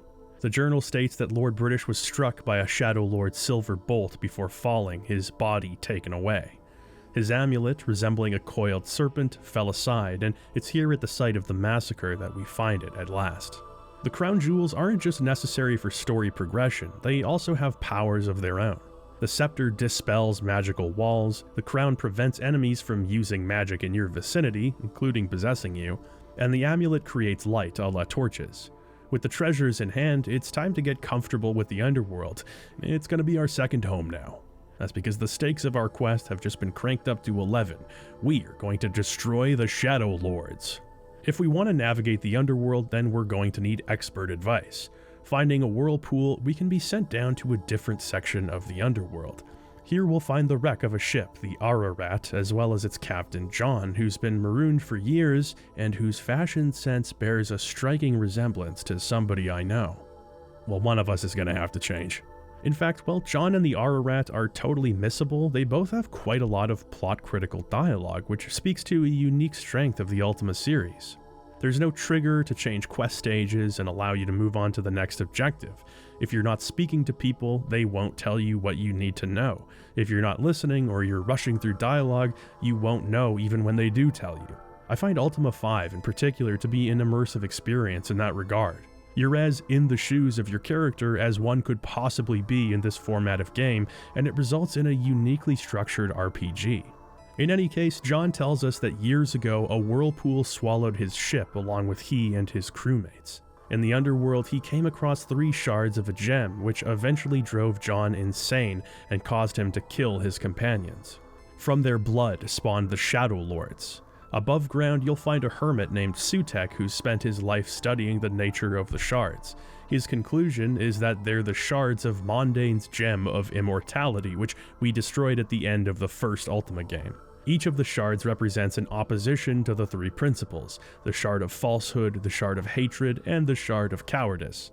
Kind of a ham-fisted way to tie Ultima 1 in with the rest of the games, but you know what? It's a valiant effort to add some relevancy to those early games. While it raises some questions about the nature of the gem in the first place, at least it gives the shards a bit of an origin story. Throughout the land of Britannia, the hermits and resistance members operating on the periphery of society will fill us in on their discoveries, giving us an idea of how we might destroy the Shadowlords. We are at the point now where Ultima is taking itself, its lore, and its plot pretty seriously. There are some exceptions, of course, like Smith the Talking Horse, who tells you to write a letter to Origin Systems letting them know how you're liking the game. Nobody can, Smith. Nobody can. The game's writing is a far sight more, how do I put it, legitimate than Origin's earlier efforts. This is quite possibly because the writing was now a big collaborative effort rather than almost entirely Richard's responsibility. These writers had the unenviable task of following up a game whose story was, and continues to be, seen as a sea change in video game storytelling, full stop. They did a respectable job with not only dialogue and world building being more front and center, but even implementing some clever environmental storytelling too. You're often presented with tableau painting a picture of some tragedy that occurred. Seldom though are you explicitly told the details, and never are you instructed to feel a certain way about it. Even the death of your party member just kind of happens. Some fans of old school Ultima zaniness may not have appreciated this movement towards maturity. Though you can no longer steal a rocket from the post-apocalyptic Soviet Union and travel to Richard Garriott's middle school summer camp on Neptune, you can fly a magic carpet through a swamp and reminisce over the power of magic with a talking rat, so it's hard to say that the magic is altogether dead. In order to destroy a Shadowlord, one must retrieve their respective gem from the Underworld, learn their secret name, and destroy the gem in the flame of its associated principle while speaking said name. Not necessarily intuitive for us, but a worthy challenge. Figuring out the Shadowlords' names is a matter of finding a select few underground resistance members who have access to this odious information. Heading to the different sections of the Underworld where the gems lie will require us to travel through the dungeons. If you'll recall, Lord British had these dungeons sealed years ago. Only members of the Great Council, who you're tasked with finding, know the words of power required to enter each dungeon. Shouting them at the entrance will clear the way, allowing you to once again enter the dungeons of the 8 vices. Ravioli, ravioli, open the door to the dungioli. Man, that's a lucky guess. It's time for some old school Ultima dungeon crawling. I'm happy to say that this aspect of the series has only gotten better and better. After spending so many hours in the previous game's dungeons with their frankly personality-less color block walls, ceilings, and empty spaces, you'll be punched in the face with the power of technology. There are actually 3 different dungeon types now: caves, fortresses, and mines, each with their own unique aesthetic, presented in 16 glorious colors. There are little touches like unsettling sounds in the background, water dripping from stalactites, and enemies who can latch onto ceilings, wandering around the dungeon with you. Gameplay-wise, things haven't changed a whole lot from Ultima IV. The dungeons will have traps and pitfalls and ladders leading from one floor to another. It's up to you to search for these traps and carefully navigate the dungeon while contending with enemies. The major improvement that Ultima IV brought over its predecessors was the introduction of dungeon rooms. Here, the perspective switches from first person to a top-down view, giving you unique, tailored challenges, mostly involving combat, but also some light puzzles as well. Ultima V continues and expands on this tradition, and it remains one of the most unique and enjoyable aspects of the series at this point. The puzzles are more complex now, which is a blessing and a curse. The majority of rooms will have specific tiles, which, when stepped on, allow the player to progress through the room, opening up secret exits to different parts of the dungeon. In addition, there are now walls that need to be manually pushed, and tiles that need to be attacked with a ranged weapon. Not just any ranged weapon, mind you, bows don't work. It has to be something more substantial, like a magic axe. This can lead to a lot of confusion and lost time as you look at your map for the umpteenth time, wondering just how the hell you're supposed to make it through this room, swinging your weapon at every tile and every wall hoping for respite. Even finding your way back the way you came can be difficult. Thankfully, this is the first game in the series that allows you to save in dungeons, and you're absolutely going to be needing it. The challenges these dungeon rooms pose is far more severe than anything in Ultima IV. That game feels like an easy mode prototype compared to some of the diabolical shit they've done for this entry. Set aside some time and mix a lot of your very best magic spells, because that's the only way you're getting through this. It can be downright frustrating and even unfair at times. A lot of combat encounters will have you relying on good fortune as much as you do on good strategy. Before finding the crown, you're at the mercy of Lady Luck and how many of your party members are possessed and how quickly they kill each other before the fight is over. Yet, dungeons are the best way to passively gain experience points and money, so you'll just have to develop some calluses. In spite of the difficulty, the rooms are often way more fun to explore in this game. They're more detailed, with clear themes and motifs on different floors of particular dungeons. Even the loot itself is a much better incentive for some of the optional challenges. Loot in Ultima IV was money, that was it. Now loot can be anything: gold, potions, scrolls, gems, armor, weapons, arrow refills. If you're lucky, you'll come across some high-level gear like magic axes. Between transportation, food, and reagents, you'll burn through money quickly in this game, so it's nice to have a mercenary work ethic rewarded. There are many memorable rooms throughout Ultima V, and players would bond for years to come over their shared misery of certain challenges. One room, however, was less a matter of misery and more a matter of controversy. The Child Room. 256. That is the number of unique handmade dungeon rooms in Ultima V. While there were numerous members of the design staff contributing, that's still a hell of a lot of rooms. 512. That is the number of unique tiles the design team had at their disposal. That's a lot of tiles, double the amount available in Ultima IV in fact.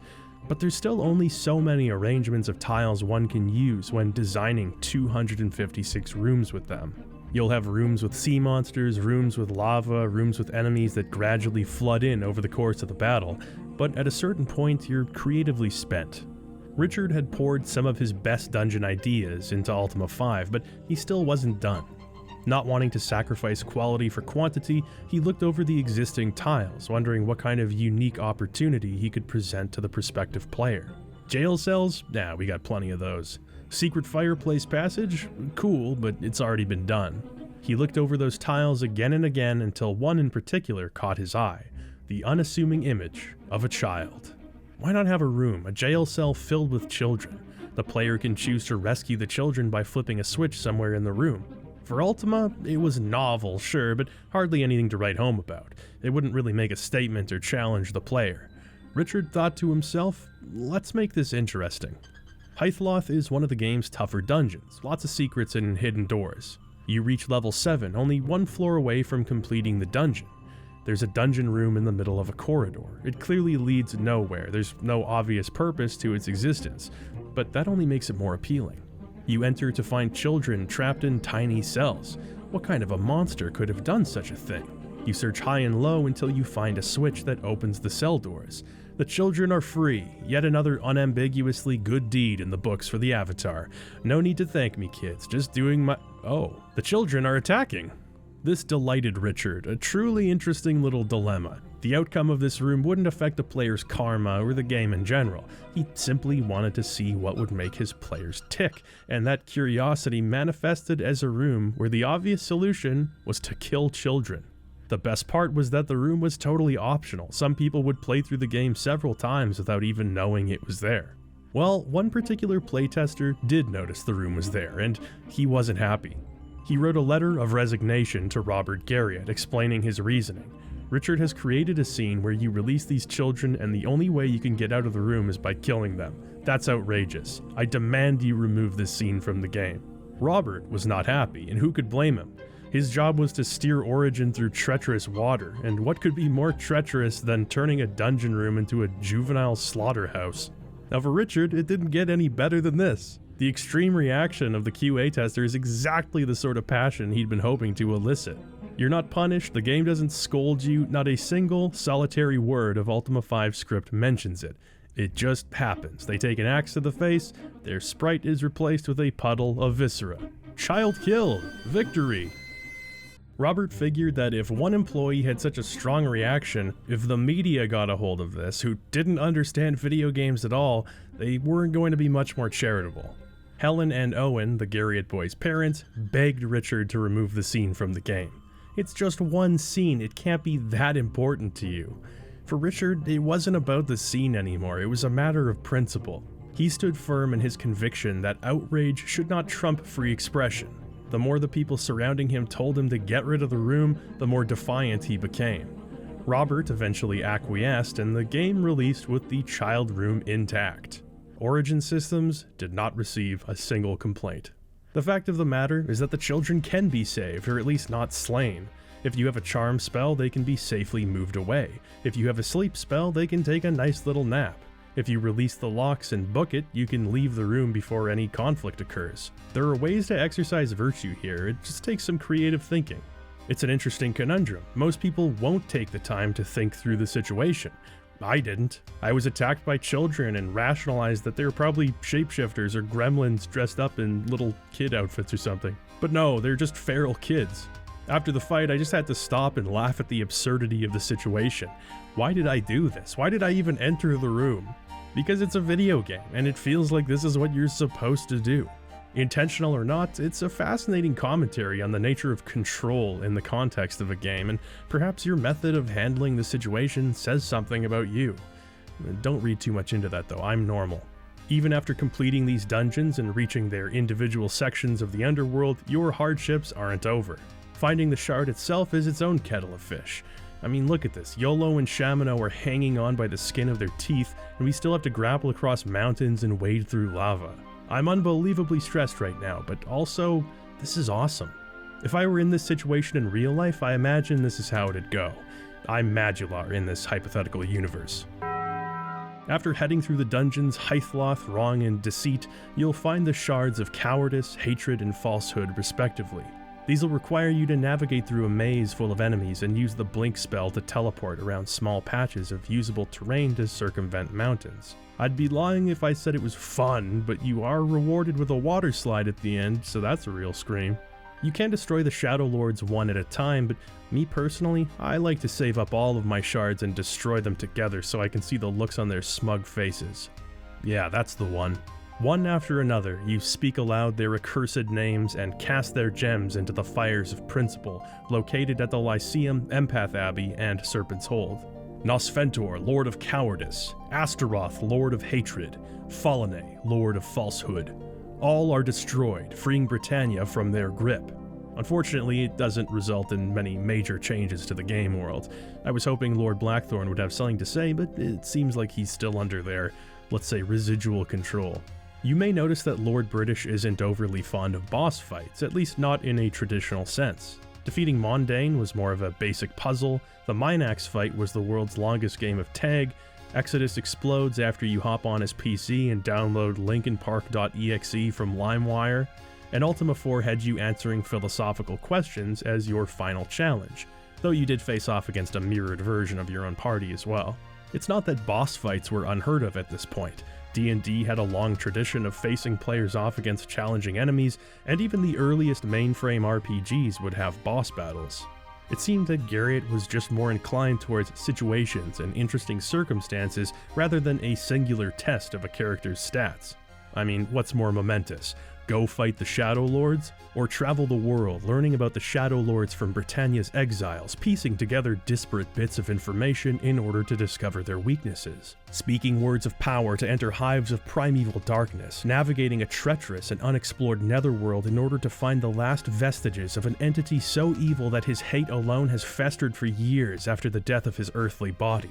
Traveling to the eternally burning flames of the principles and speaking the unholy names of those whose names must never be spoken and taunting them with a final knowing grin as you cast the solitary wellspring of their power into the flame, asking yourself, how could something so insurmountably evil be yet so pitiably fragile? I don't know, I think it's kinda cool. With the Shadowlords destroyed, we have only one final task, finding Lord British, and if he lives, restoring him to the throne. This means entering the underworld of the underworld, the dungeon Doom. Traveling up the lava river, you confront the endless darkness and speak the word of passage, Veramikor. Using the Sceptre of Lord British, you wrench yourself free of an ethereal prison. If you thought Ultima IV's Stygian Abyss was a tough final challenge, I regret to inform you that you ain't seen nothing yet. On top of being a giant maze, the dungeon rooms within Doom are absolutely brutal. Almost every floor from the first onward will feature the game's toughest enemies, including demons and dragons. Since many of the exits are from secret doors, you have to clear these rooms out. Mercifully, if you clear out a room in Ultima V, it stays cleared. This is a big relief since Ultima IV didn't extend the same courtesy, but it also wasn't as much of a challenge. Rooms that are already intimidating at first glance will start filling with lava halfway through a battle. There's a lot going on here, but nothing compares to the Sand Trap room. Demons and dragons are one thing. I don't like them, I don't get along with them, but at least we have a mutual understanding. When they team up with sand traps, abandon all hope, ye who enter here. This room is a brutal test. My attacks miss so often, seem to barely scratch the enemies, and when those enemies close in on my mages, they can't cast spells due to interruption. Oh, by the way, the Crown of Lord British will automatically unequip itself on reload, so if you're a forgetful player, prepare to be possessed as well. I died many times, and it became clear that my usual tactics were not going to be the play here. Negate Time is an extremely powerful ability that stops enemies dead for a few turns, but even that wasn't enough. The ladder to the next room only spawns when you kill one specific sand trap. The problem is that enemies drop like 800 pieces of loot when you kill them, so you can't even see the ladder. You're being slaughtered by enemies and you have to spend your precious turns picking up boots and slingshots off the ground while demons are possessing you. I don't know how many negate time spells I can even use. I'm running out of MP and I might need those resources for later rooms. We're not even on the final floor yet. I learned a very valuable lesson here. Don't rest on your laurels. Look at the spellbook again. Something that seemed less useful before may perfectly align with your present fix. I present to you Inzu. On top of being a great response to the question where can the nearest honey badger be found, Inzu creates a cone of sleep that incapacitates enemies for a longer period than negate time. With that, we can at last kill the sand trap and move on to the next room, which is full of enemies that are equally difficult and harder to hit, and without getting a break in between. Has anybody stopped and asked if we even really need Lord British back? The secondary phase is really where the difficulty comes from here. If you clear out the previous room, it'll be cleared for good and you can take a rest, but that's a pretty gigantic if, and one that I cannot identify with. By the way, if you miss your target and your throwing axe hits this specific tile, ding, an army of Mongbats joins the fight too. With a little luck and a lot of persistence, I finally overcome. The rest of the dungeon pales in comparison to the sand trap sea monster double feature room. At last we enter the final room. Not an enemy in sight, just a magic mirror reflecting the image of Lord British. We enter the mirror one after another, and Lord British asks us for the sandalwood box. Hope you brought it. Within the box is an artifact known as the Orb of the Moons. All step through the portal, and all are sent back to their rightful place, which means our journey in Britannia has once again come to an end. The Avatar returns to their world, exhausted, satisfied, but with questions. The journey's end was so abrupt, the meeting with Lord British hardly felt like a reunion. The Avatar can't help but wonder what became of the king, but later that night those questions would be answered in the form of a dream. Lord British stands before Blackthorn, who sits atop the throne in his palace. His face isn't one of anger, pride, or arrogance, but the face of a man who has accepted his fate. Lord British understands that Blackthorn wasn't in control of his actions, but all the same, the actions were his. A fair trial would surely result in execution, but Lord British offers an alternative. He drops the Orb of the Moons to the ground, opening up a moon gate with the color of a sunset-painted sky. Face your trial or enter the gate in exile, not knowing where or when you'll end up. Wordlessly, Blackthorn steps through the gate, and that was Ultima V. This ending deepens Lord British's characterization. He stays judgment, holding no personal animosity towards Blackthorn whatsoever. The Shadowlords were an external force, yes, but they were only representative of the corruption that lies dormant within every person's heart. The situation brings to mind some words spoken by Gandalf in Lord of the Rings. Many that live deserve death, some that die deserve life. Can you give it to them? Do not be too eager to deal out death and judgment, for even the very wise cannot see all ends. This is reflected in Ultima V itself.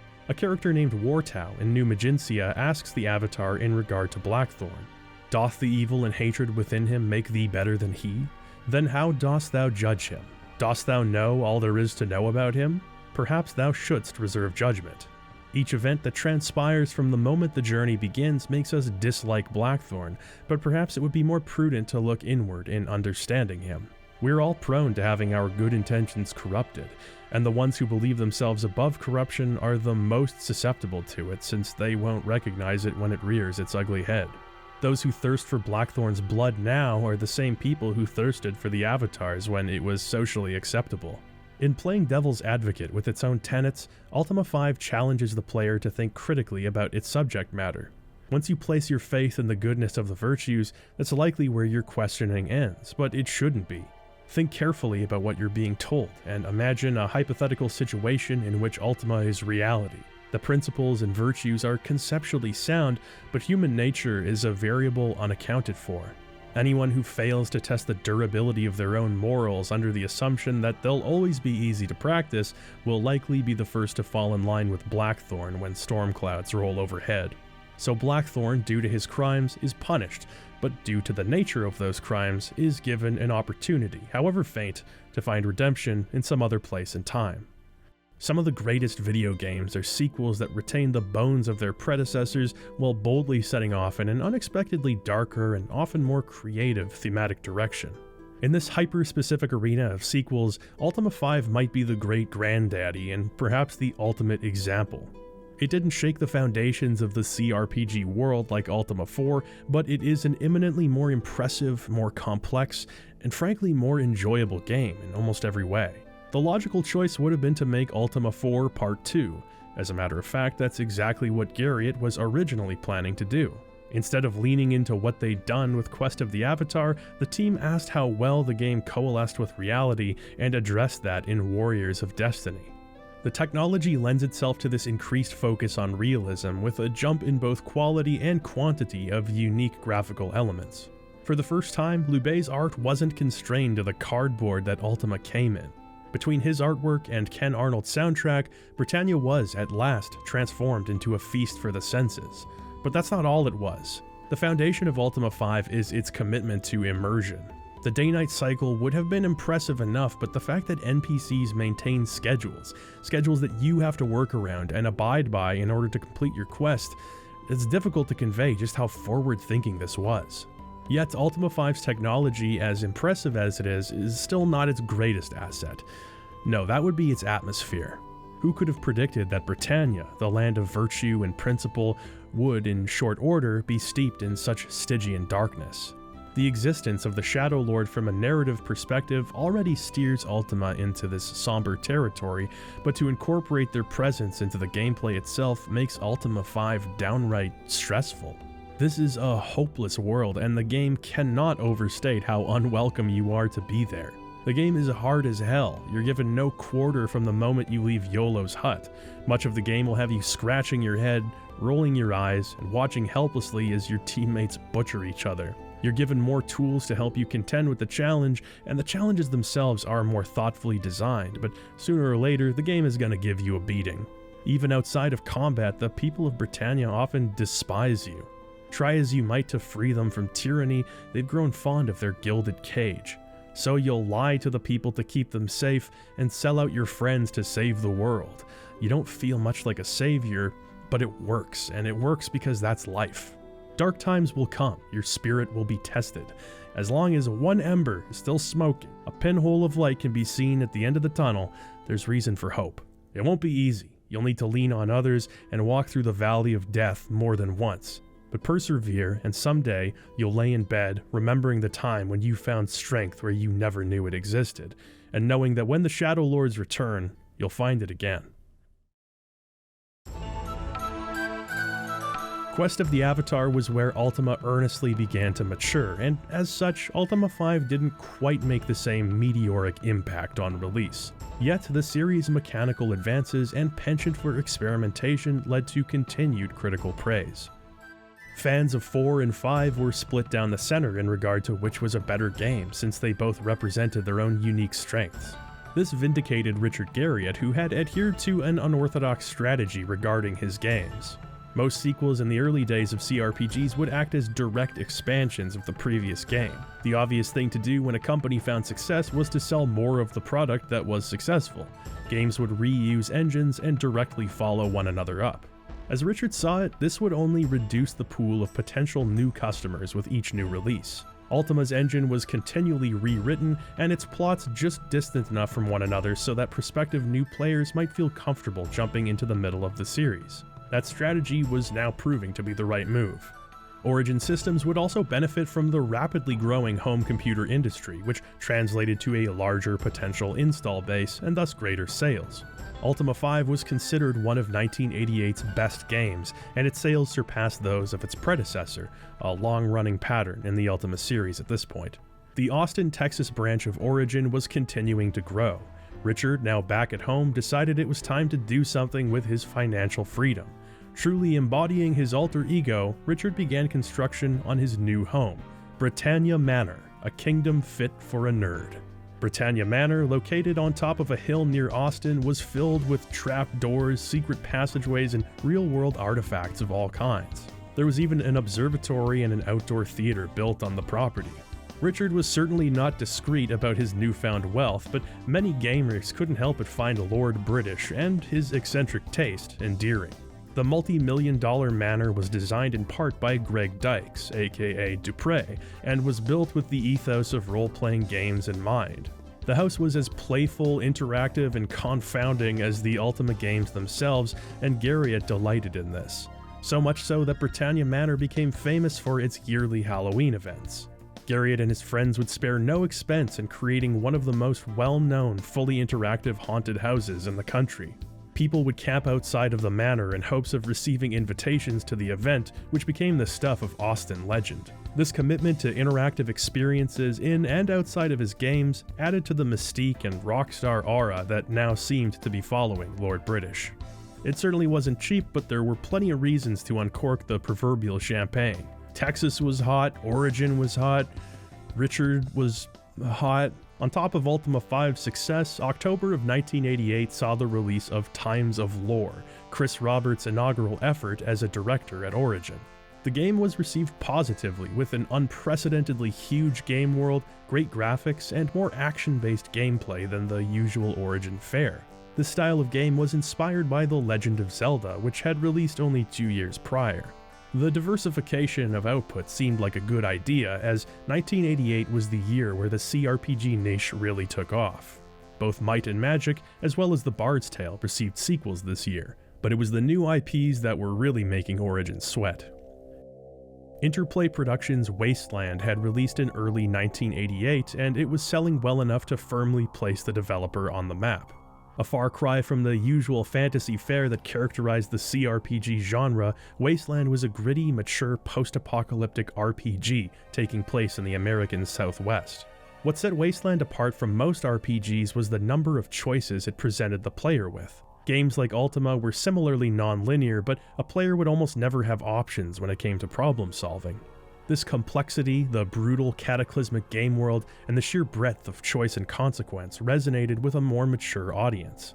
Wasteland became a hit, and years later it would find a spiritual successor in the Fallout series. The game was winning awards that otherwise may well have been Ultima V's, and even still, it was the least of Origin's problems. That summer, Strategic Simulations Inc. released Pool of Radiance, the first in what is now known as the Gold Box series. SSI had acquired a license to make games under the Advanced Dungeons & Dragons banner. This meant that, despite being relative newcomers, their games were branded and immediately recognizable to the CRPG audience. While games like Wasteland focused on exploration, Pool of Radiance's combat system had come closer to acting as an autonomous D&D campaign than any game yet. It was well loved, outselling both Ultima and Wasteland, and it became the best-selling CRPG of the year. In the West, the late 1980s was seen as a golden age for CRPGs. However, it was also the world's introduction to the JRPG. Dragon Quest had created a foundation on which the Japanese RPG could be built. The game had been developed with the goal of streamlining the tedium many associated with CRPGs. In doing so, Chunsoft had created an inflection point in the RPG world. Dragon Quest, which was inspired in part by Ultima, would go on to inspire Final Fantasy, which released in Japan late in 1987. Ultima was a hit, but Final Fantasy's popularity couldn't even be measured on the same scale.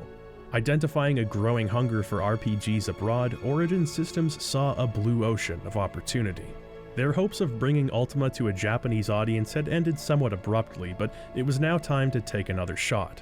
Origin would settle on a deal with Pony Canyon, a company now known as a music industry giant in Japan. The first product of their partnership was a version of Ultima III Exodus for the Famicom. Pony Canyon's marketing push for Exodus was far beyond anything Origin had attempted domestically. This included an original Ultima manga series, an Ultima album, Ultima wristwatches. They would also air an animated commercial, and supposedly an Ultima original video animation was set to air as well. Some of the sources surrounding this rumor have been dubious, but Richard Garriott himself has confirmed that an anime was made and that a tape of it could be buried in his Texas archives. This story of lost media is too titillating to pass up. Like the Codex of Ultimate Wisdom, the good of mankind depends on those tapes being unearthed. Far from being a simple port, the 1989 Famicom version of Exodus, from its mechanics to its visuals to its music, were overhauled to match JRPG sensibilities. There was also a matter of the NES controller, which had a grand total of 4 face buttons, including start and select. Given that Exodus used dozens of keyboard commands, this meant that the game's interface had to be pared down significantly. Still, much of the game's DNA survives remarkably intact. You can still build your party of 4, choosing their race and class, and rather than being simplified, the main quest actually has additional objectives. The game was also a bit of a technical mess, with low-quality visuals and many sacrifices being made in order to emulate Exodus's fog of war. Overall, it was a respectable attempt at recreating the complexity of a CRPG on the NES, especially given Garriott's spaghetti code, which some poor Japanese programmer had to parse. Some of the changes are certainly ill-conceived though, and so Ultima Exodus for the NES remains more of a historical curiosity than a beloved classic. Despite some of the port's shortcomings, Pony Canyon's vast financial resources were reason enough for Origin to stick with the company. Several authentic computer ports were released by the publisher, including a full remake of the Age of Darkness trilogy for the FM Towns Marty, which we all know and love. 1989, the same year as the Exodus console port, also saw a release of an Ultima IV port for the Famicom, although it may be more accurate to call it a remake rather than a port. This would be a challenging project for Pony Canyon. They were tasked with coalescing the almost overwhelming open-endedness of Ultima IV with the familiar progression of a Japanese RPG. The result is a truly unique blend of computer and console sensibilities. The introductory segment set in modern times is totally gone. Rather than the avatar representing you, the player, they're now a traditional chosen one, a citizen of Britannia who must go on to embody virtue. Given the simple controls, dialogue is no longer based around the typing of keywords. Now NPCs have ready-made dialogue, and various interactions have been simplified, with actions being made context-sensitive. The battle system is an interesting blend of the original game's mechanics and more straightforward turn-based battles. The graphics are also a big improvement over the original game, with the perspective adding a level of depth and detail that was missing from Quest of the Avatar. Overall, the game doesn't succeed in recapturing the magic and uniqueness of Ultima IV, but neither is it a cheap substitute. They tried to do something truly different here. It may not always work, but it results in a game that really marches to the beat of its own drum. Perhaps more interesting than this version of Ultima IV is the version produced for the Famicom's chief competitor, the Sega Master System. This version was never released in the United States, dropping only in Canada, Brazil, and certain European regions. What makes this version remarkable is that, rather than adapting the game to suit console trends, it is a nearly one-to-one conversion of the original PC release with no compromises.